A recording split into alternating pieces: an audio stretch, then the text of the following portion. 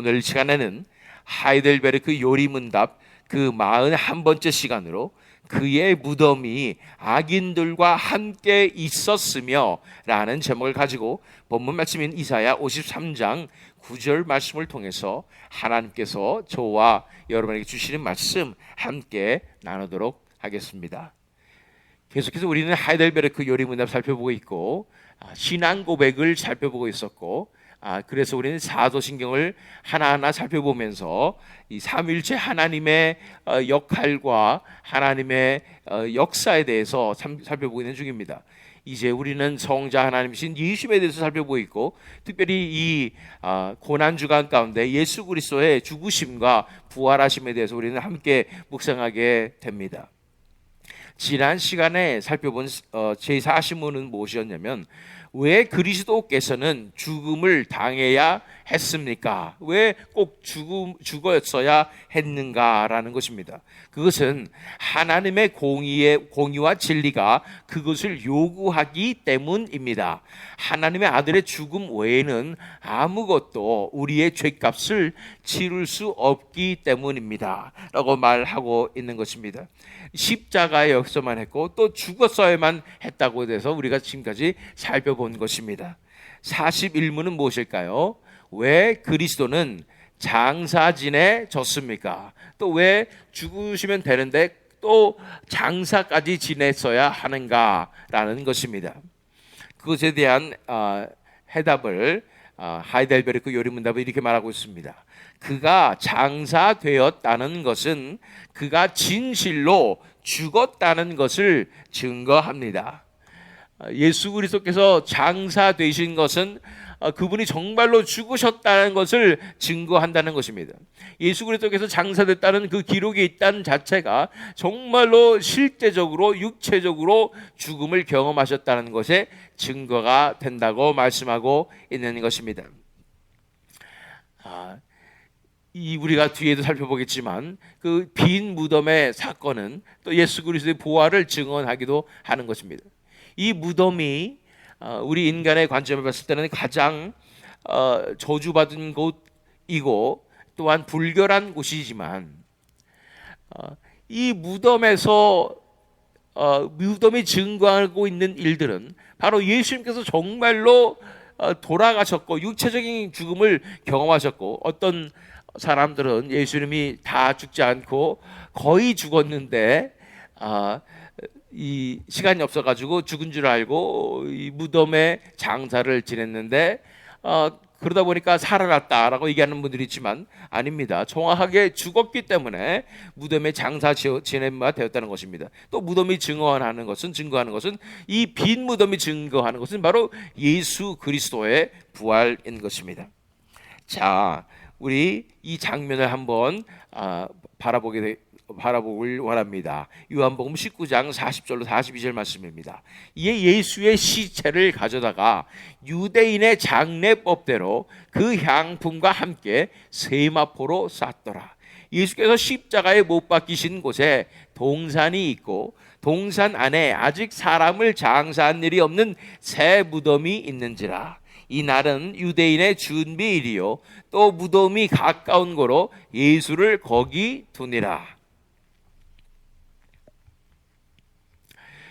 그래서 예수님께서 죽으셨기 때문에 유대인의 장례법대로 향품과 함께 세마포로 싸서 이제 예수님을 무덤에 집어넣는데 이 유월절 전에 준비되는 날이고 또 무덤이 바로 그 십자가에 못 박히신 바로 그 장소 옆에 있었기 때문에 동산 안에 무덤이 있었기 때문에 바로 거기에다가 예수님을 묻었다. 예수님을 거기 두었다라고 말하고 있는 것입니다.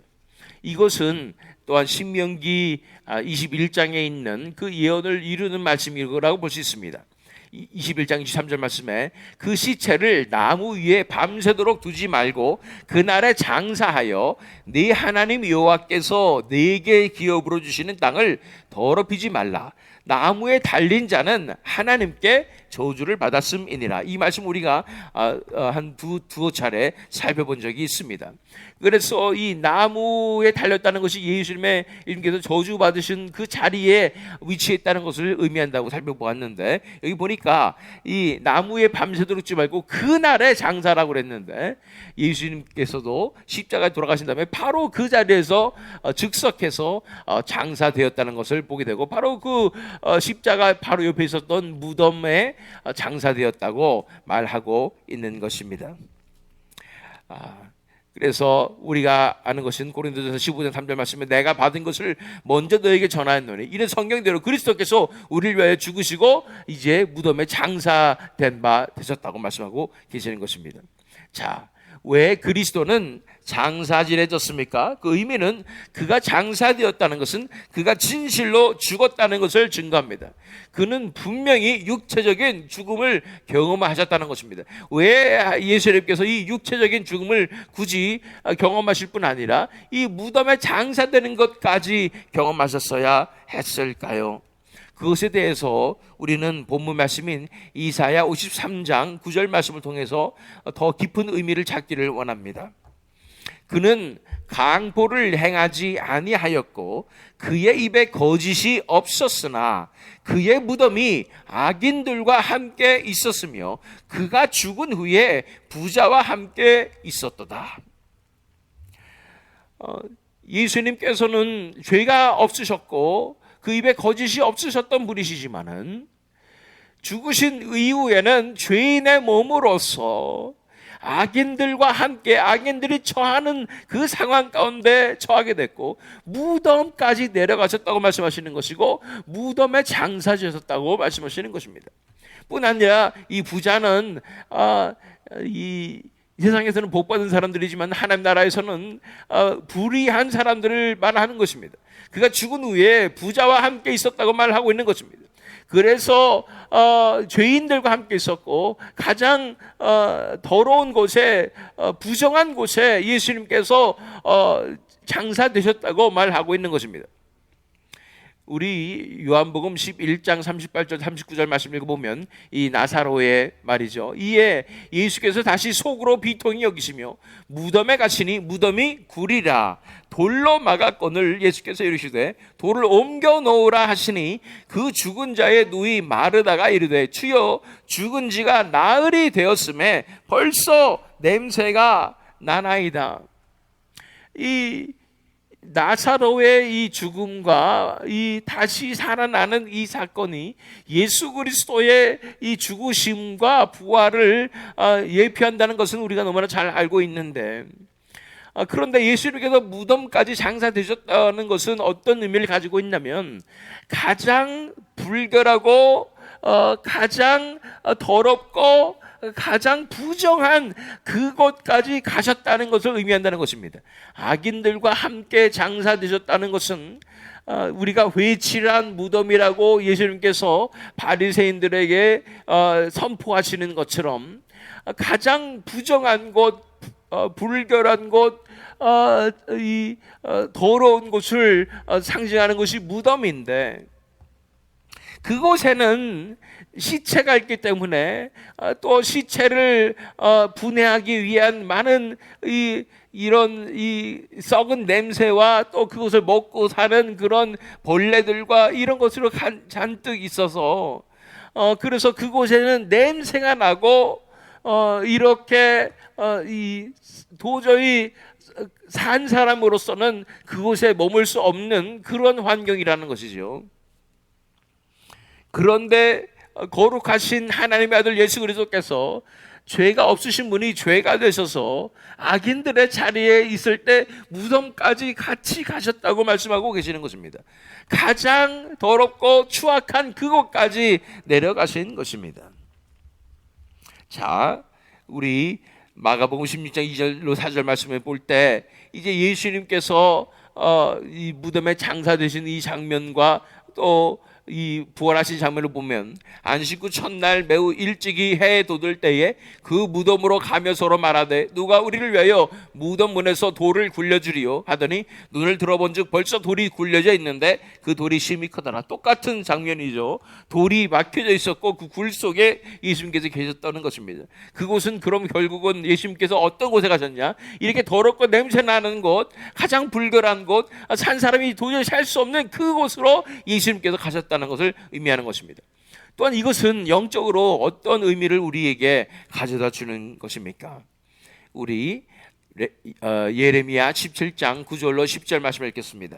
만물보다 거짓되고 심히 부패한 것은 마음이라. 누가 능히 이를 알리오마는 나 여호와는 심장을 살피며 폐부를 시험하고 각각 그의 행위와 그의 행실대로 보응하나니라고 말씀하고 있습니다.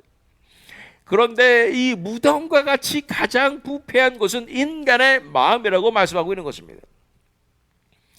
그래서 예수님께서 죄가 없으신 분이 죄가 되셔서 악인들과 함께 무덤에 장사되신 것은 영적으로 봤을 때 그러한 이 인간의 가장 깊숙한 마음까지도 그곳까지도 예수님께서 내려오셔서 그곳을 정결케 하시고 그곳에서 부활의 놀라운 능력을 선포하시는 그런 구원의 역사를 상징하는 것을 볼 수가 있는 것입니다.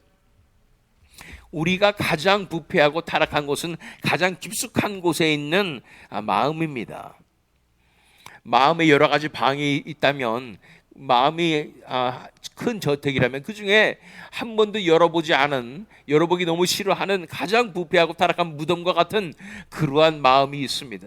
거기도 정결케 되어야 하고, 거기서도 햇빛이 비춰져야 하고, 구원의 빛이 비춰져야 하고, 거기도 이제는 깨끗하게 되어야 할 때 예수님께서 가장 그 깊숙한 그 마음에, 우리 마음 가운데 있는 가장 이 불결한 그곳까지, 그 방까지 찾아오셔서 우리를 자유케 하시고 건져내시는 이 구원의 과정을 상징한다는 것입니다. 또 다른 표현으로 말하면 우리가 처해 있는 이 죄의 현실은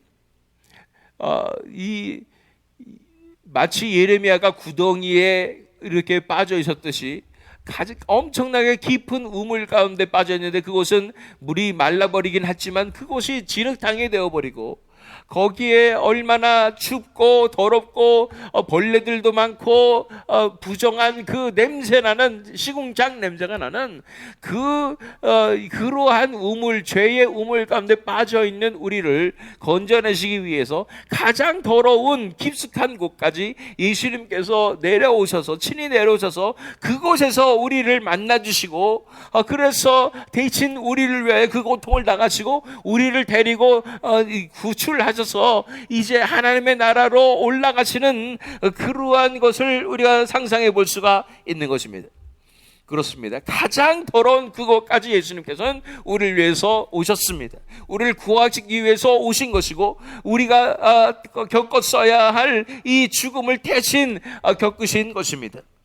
뿐 아니라 성령님께서도 마찬가지죠. 우리같이 이렇게 만물보다 거짓되고 심히 부패된 것이 우리의 마음인데, 그리고 우리의 몸인데, 우리 몸을 성전으로 삼으시고 성령님께서 우리에게 오셔서 성령님께서 우리 안에서 내주하시는 그런 은혜를 생각해 보게 될 때, 그 더럽고 추악한 인간의 마음 가운데 다 견디시면서 계셔주시는 성령님의 은혜에 대해서도 우리가 묵상하게 되는 것입니다. 그렇습니다. 가장 더럽고 불결하고 추악한 곳을 상징하는 것이 무덤이고, 그것이 또한 우리의 마음이고 우리의 상태이고 우리가 죄악에 빠져있는 상태이고, 그러한 상황 가운데 예수님께서 거기까지 내려오셔서 이 모든 것을 다 겪어내시고 우리를 건져내신 것이 예수 그리스도의 그 은혜이고 희생이며 사랑이라는 사실을 이 고난주간을 겪으면서 우리가 기억해야 할 줄로 믿습니다. 이사야 53장 9절 말씀 다시 한번 읽습니다. 그는 강포를 행하지 아니하였고 그의 입에 거짓이 없었으나 그의 무덤이 악인들과 함께 있었으며 그가 죽은 후에 부자와 함께 있었도다. 예수님께서 무덤까지 내려와서 악인들과 함께 있는 가장 더러운 곳까지 내려가서 그 모든 경험을 우리 대신 해주셨기 때문에 그의 희생으로 말미암아 우리는 살게 되었습니다. 그의 죽으심으로 말미암아 우리가 생명을 얻게 되었습니다. 이것이 예수님께서 무덤까지 내려가서 장사되신 엄청난 은혜임을 바라보며 영적으로 보았을 때 가장 최악의 장소가 바로 무덤일지인데 거기까지 내려가셔서 거기까지 경험하셔서 우리 인간들을 온전히 완벽하게 죽음의 권세로부터 건져내신 예수 그리스도의 영광을 찬양하며 그 은혜를 감사하는 오늘 하루가 되었으면 좋겠습니다. 그래서 오늘 이 고난주간 가운데 예수 그리스도의 이 은혜를, 그 십자가와 그 희생을 생각하며 감사하며 하나님께 영광을 돌리시는 저와 여러분 되시기를, 또한 이 새믿음 나누게 되기를 예수 그리스도 이름으로 축원합니다.